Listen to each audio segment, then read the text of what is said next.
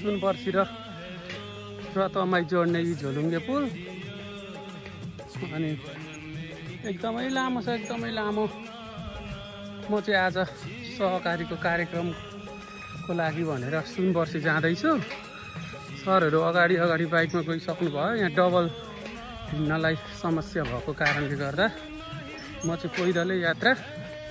फेरि अब मलाई यस्तो नयाँ ठाउँको एरियातिर चाहिँ चट्ट यस्तो भिडियोहरू बनाउन मन लाग्छ। त्यही भएर ठिकै छ, तपाईँहरू जाँदै गर्नुहोस्, म हिँड्दै आउँछु भनेर हिँडिराखेको छु होइन। एकदमै तपाईँको रमाइलो, सास पढे जस्तो भइरहेछ, स्याँ भइरहेछ। मोटो भइयो हौ, गाह्रो हुँदो रहेछ हिँड्नलाई मोटो भएपछि होइन। अनि यो खोला हो, पुल एकदमै लामो पुल। लगभग तपाईँको यो 500 मिटरभन्दा पनि लामो पुल जस्तो लाग्छ मलाई। ठ्याक्कै यसको यकिन चाहिँ मलाई थाहा भएन। अनि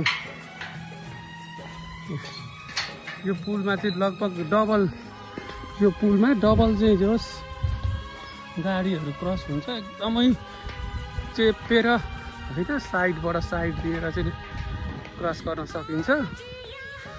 अनि एकदम हरियाली, यो खोलाहरू एकदम लामो होइन, माथिबाट आएको छ। म पुलहरू चाहिँ धेरै छ, म हिँडिराखेको छु होइन।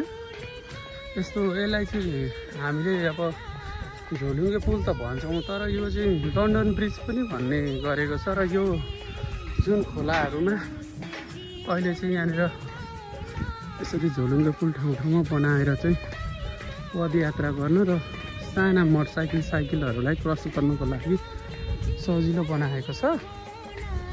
यो तराईको फाँटहरूमा चाहिँ यो बनाउन सजिलो हुँदो रहेछ। अब हाम्रो पहाडको फाँटहरूमा चाहिँ अलिकति भौगोलिक हिसाबले पनि गाह्रो हुने भएकोले गर्दा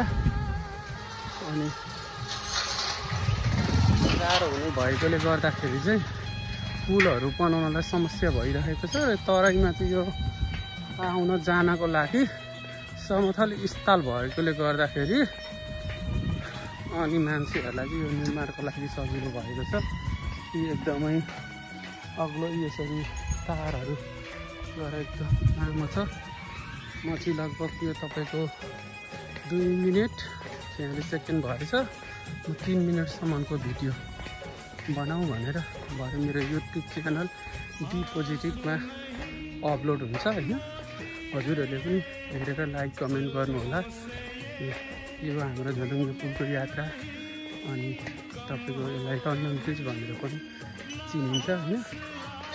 एकदमै अफिसियल काम चाहिँ म हाम्रो सहकारीको सदस्य विस्तारित भेला कार्यक्रममा हाम्रो सुनपर्सी एरियामा गइरहेको छु। अब यहाँ हामी कार्यक्रम सम्पन्न गरेर फेरि अफिसतिर आउनेछौँ।